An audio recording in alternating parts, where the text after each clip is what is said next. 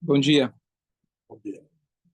Na nossa paraxá, a gente tem alguns episódios tristes e nosso povo começa a reclamar, coisa que nunca aconteceu antes, nunca aconteceu depois.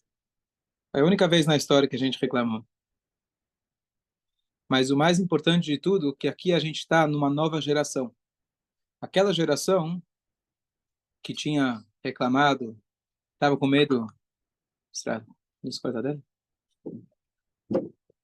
Aquela geração que tinha reclamado, que estava com medo, queria voltar para o Egito, Que fez o bezerro de ouro? fez o bezerro de ouro, todos eles já faleceram. Aquela geração já acabou. Então você espera que uma nova geração, agora essa nova geração, agora vamos que vamos. Você falou antes, né? Alguém falou, vai Corinthians. Mas não tinha muitos egípcios no meio que são eles que fizeram o bezerro? Tudo bem, mas aquela geração já foi, agora já é a segunda geração. Quem estava lá ou tinha menos de 20 anos na época ou nasceu no próprio deserto. Então já era uma nova geração. Então você esperaria que, se vai reclamar, pelo menos reclama outra coisa. Tem um pouco de originalidade, criatividade. As mulheres têm que vir sempre. Parabéns. Isso aí. E aí, o que eles reclamam? De fome, de sede, mesmas coisas. Mas a gente vai ver, eu queria mostrar que, apesar de que parece que são as mesmas reclamações, e não mudou nada de uma geração para outra, mudou bastante. Apesar que eles reclamam, o tom da reclamação já é diferente. Esse é um ponto. Agora, entrando já no detalhe, Miriam, ela falece. Em mérito dela, eles tinham a água, um poço, uma pedra milagrosa que dava para eles água para eles, os seus rebanhos. Inclusive, servia como mikve para as mulheres. Então, era uma coisa completamente milagrosa. E ela falece, aquela água deixa de dar, aquela pedra deixa de dar água. E aí o povo vem reclamar, estamos com sede. E aí vem o famoso episódio que vem reclamar para Moshe, e Moshe, ao invés de falar com a pedra, ele vai lá e bate na pedra. Ele bate. Lá no início, quando eles saíram de Mitzrayim, também tinham reclamado de sede. Naquela vez, Deus falou para ele bater na pedra. Eikita Batsur. Passa 40 anos, parece que Deus fez um truque para ele. Agora mudou a regra. Se lá atrás podia bater, agora não, agora era para falar. E aí o Midrash conta que ele falou, só que ele falou com a pedra errada. A pedra, depois, finalmente ele tentou falar com a pedra, não deu certo. Aí ele vai lá e bate. E aí Deus fala, já que você bateu na pedra, você não vai entrar em Israel. Coitado do Moshe. Pena dele. Ele vai pedir para Deus 515 vezes. Quando a mamãe não dá o que você quer, quantas vezes você pede? Boa! Isso aí. Gostei. É isso aí. Está escrito que se Moshe pedisse mais uma vez, Deus ia deixar, mas não ia ser bom para ele. Às vezes, quando o papai e a mamãe falam que não é bom, tem que escutar. Às vezes é bom insistir também. Não vou entrar agora no... Depois a gente conversa. Muito bom, gostei, isso aí. Isso aí, tem que ser persistente. Persistência é algo maravilhoso. Só tem que usar para as coisas certas. Muito bom. Então parece que Deus meio que armou isso para ele. Tá bom. E aí ele vai lá, bate na pedra, Deus fala, já que você não me santificou na frente de todo o povo, então você vai ficar aqui, Arão vai ficar aqui, acabou. Coitado do Moshe, ele realmente, depois de tudo que ele passou, aguentou o povo, é isso que fica de presente para ele. Um pouco duro. Duro demais para uma coisa que meio que sem querer. E aí a gente tem mais um episódio um pouco para frente, que o povo começa a reclamar. Primeiro foi da água, e aí teve o episódio da pedra. Depois eles reclamam que não estão gostando do maná. Aquela comida que eles tinham, milagrosa, eles não estavam gostando. E aí Deus manda serpentes, cobras, começam a picar eles. E aí Hashem fala para Moshe, pega uma cobra, faça um monumento como se fosse de uma cobra. Ele faz a cobra de cobre, em português também. Você vê que a origem de tudo é no hebraico, Nechash, Nechoshet. E aí, daí vem o símbolo da medicina. Levanta isso, o povo vai olhar, e aí vai parar aqueles que foram picados pela cobra não vão morrer. Então a pergunta é, o cardápio que eles tinham já era o mesmo há 40 anos. Qual que era o cardápio? Maná. Depois de 40 anos, eles viram e falaram, ih, não gosto disso. Agora? Se não gostava, podia reclamar lá atrás. O que aconteceu agora? E Urash ainda atrás, que eles falam, não é possível, porque o maná não deixava resíduos. Eles não precisavam ir ao banheiro. Tudo era totalmente absorvido, que era 100% nutrientes para o corpo. Aí eles falam, não é possível que uma pessoa come e não precisa ir ao banheiro, alguma hora vai estourar. Pô, você já está há 40 anos, está funcionando, o que agora você acordou? Agora que você percebeu? Estranho.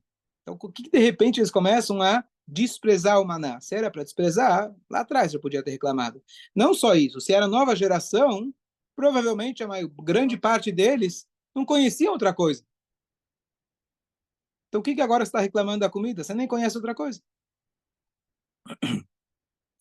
Boas perguntas? E era só pensar em bife com batata frita e já comia. Então, mas se eles nem tiveram, se nem conheceram o bife com a batata frita, ficava no mesmo. Mas ele pensava, É?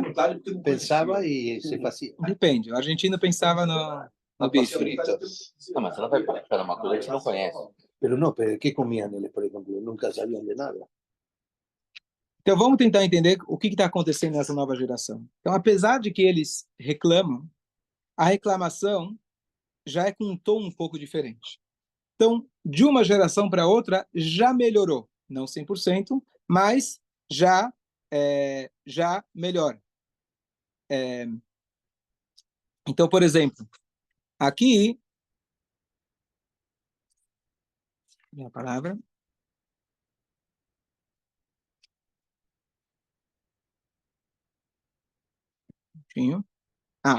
Então, no meio da nossa paraxá, surge Amalek, aquele povo que sempre provocava a gente.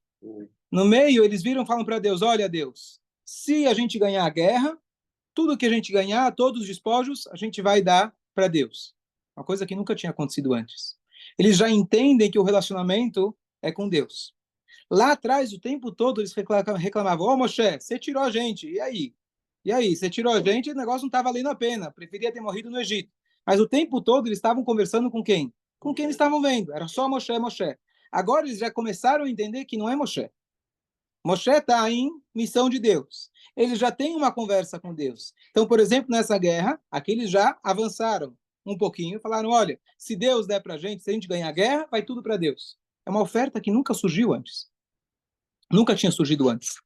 Outro momento que a gente vê que eles reclamam, quando eles começam a reclamar do maná e etc., eles falam, vai daberá beloquim u bemoshe.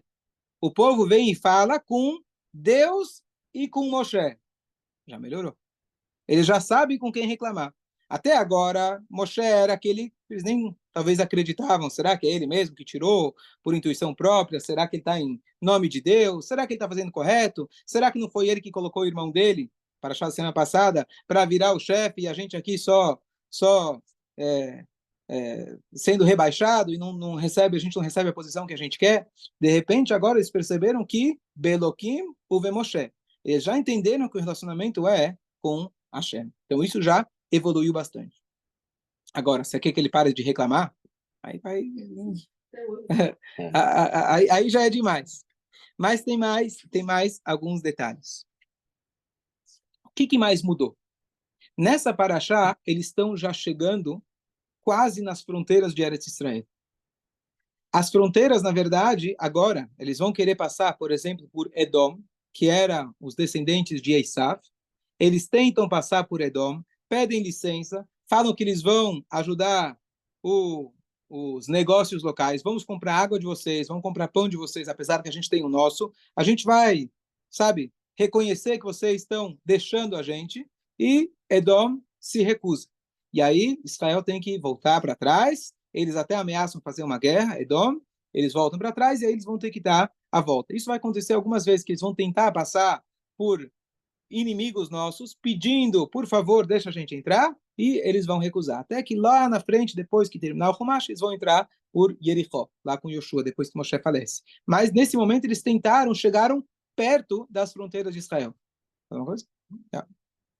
Então, será que isso tem a ver com o nosso tema? Então, vamos pensar o seguinte. A geração que saiu do Egito, para ter saído do Egito, precisava só milagre. E eles viram. Deus abriu o mar, as 10 pragas. Eles viviam só de milagre. Essa geração cresceu no milagre. Cresceu comendo maná. Mas já avisando que eles iriam para Israel. Essa era a promessa. Nossos pais morreram. Deus falou 40 anos vão ficar aqui, mas a gente vai para Israel.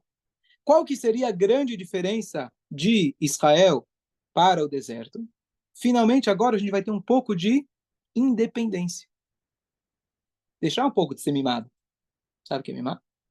Sabe o que é? Conhece bem. Filha única?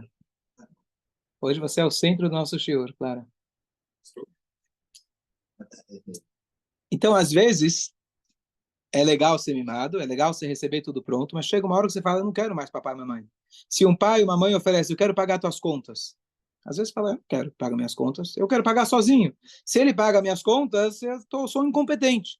Então, às vezes, minha esposa sempre fala, homem que se perde no trânsito nunca quer ouvir alguém dando as direções, muito menos a mulher. Deixa que eu sei.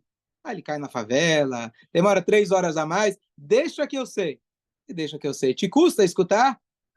A Siri você já não escuta porque é voz de mulher. Então já é muito, pro meu orgulho já é demais, tá certo? Mas o homem tem essa característica. Por quê? Quero mostrar que eu posso. Eu estou errado. Bem, eu quero mostrar que eu posso.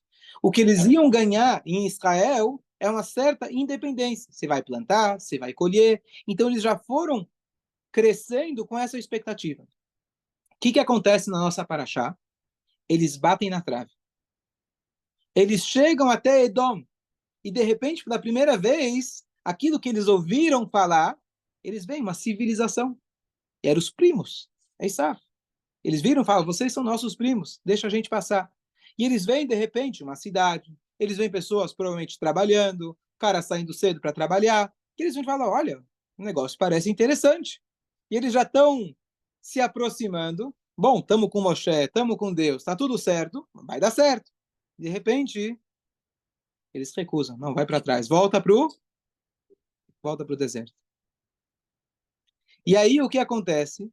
Eles agora que tiveram um gostinho e viram uma civilização, essa é uma possível explicação, com certeza tem outras, mas agora que eles viram de perto, outra explicação dizem o próprio fato que se aproximaram de Esav e eles quiseram estar por Esav, e mesmo depois que Esav falou que não, eles deveriam ir para trás, tiveram o povo falar, insistiu de novo, deixa, por favor, a gente vai comprar de vocês. Ou seja, eles queriam estar próximo deles, então só a influência espiritual ou até física deles verem o que é uma civilização, entre aspas, normal, isso deu vontade para eles. E de repente eles falam, o que eu estou comendo? O que é esse maná? Eu vi lá o outro, eles compram por quilo. Lá o outro tem rodízio. E a gente está aqui no maná. Alguma hora vai explodir. Espera aí, se não explodiu até agora, o que mudou?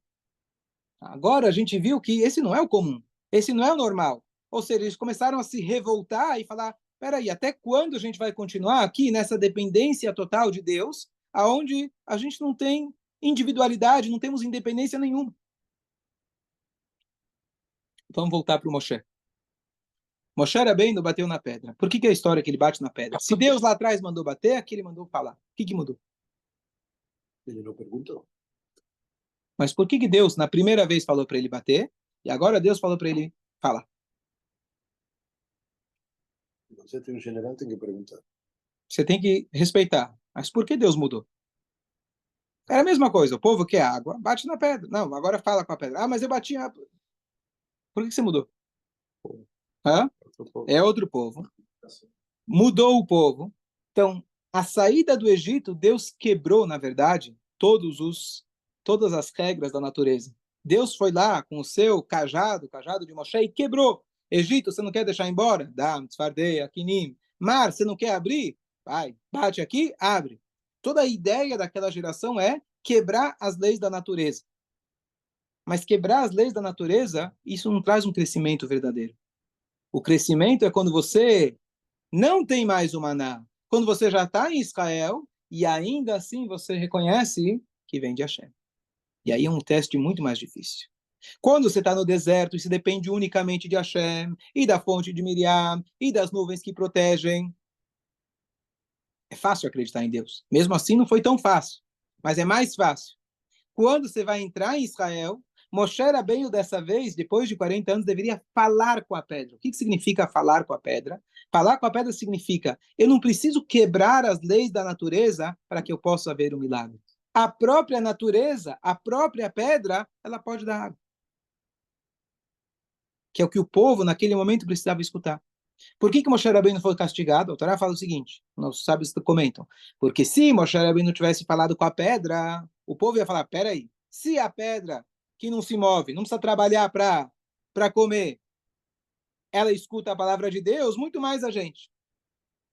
Essa seria o Kiddush Hashem, esse seria o Kal Vachomer, essa seria a lógica. Mas peraí, a pedra é fácil ela escutar a palavra de Deus, ela não tem tentações igual a gente. Mas a mensagem que a pedra teria dado para ele seria, eu falei com a pedra e ela entendeu que ela não precisa quebrar, ela não precisa abrir mão de quem ela é. A própria natureza, Hariu Lashem Kolaar, está entoando para Deus e está aqui para servir a Deus. Todo dia de manhã a gente lê vários salmos. O que são aqueles salmos? É Arim, Be'agbaot, você fala que as colinas, as montanhas, a chuva, a neve, tudo está aqui louvando a Deus. Você precisa reconhecer. Se Moshe Rabbeinu tivesse falado com a pedra e a pedra desse água, isso seria a maior lição para esse povo que está agora prestes a entrar em Israel, para eles entenderem que a natureza também está a serviço de Deus. Você não precisa quebrar a natureza. A própria natureza está aqui servindo a Deus. Então, no momento que Moshe Rabbeinu ele não fez isso, ele mostrou que ele já não era mais o professor adequado para essa turma. Agora a gente precisa de um outro professor. Se você muda a geração e se ainda usa você ainda vem de camelo para a escola, como tem escolas ainda vem com as mesmas, né, com as mesmas histórias, você não consegue adaptar a educação de maneira que o jovem possa assimilar aquelas ideias, querido, seu lugar agora é no lado dos velhos. Você já não tem mais espaço aqui nessa escola, não adianta. Então, Moshe Rabbeinu, com todo respeito, ele era da geração passada. Ele faleceu e foi enterrado com a geração passada. Foi muito importante, mas a nova geração precisava de um novo líder. Ele bateu, ele era mais do tipo de duro, vamos quebrar. Não, Hashem falou, não cabe a você entrar mais em Israel. Fala. Dessa vez que ele falou Shimuná Amorim? Shimuná Amorim, sim. Foi dessa vez que ele falou. Escutem seus rebeldes. Isso tem a ver com... Acho que Hashem não gostou do jeito que ele falou. E ainda que ele falou de uma maneira pública. Ele chamou o povo de rebelde. Mas haja paciência também. 40 anos, Hashem foi muito duro com ele, né? Porque ele chamou eles de rebeldes. O que eles eram? Mas, quando você fala do povo de Israel, você tem que falar com todo cuidado, independente daquilo que eles fizeram.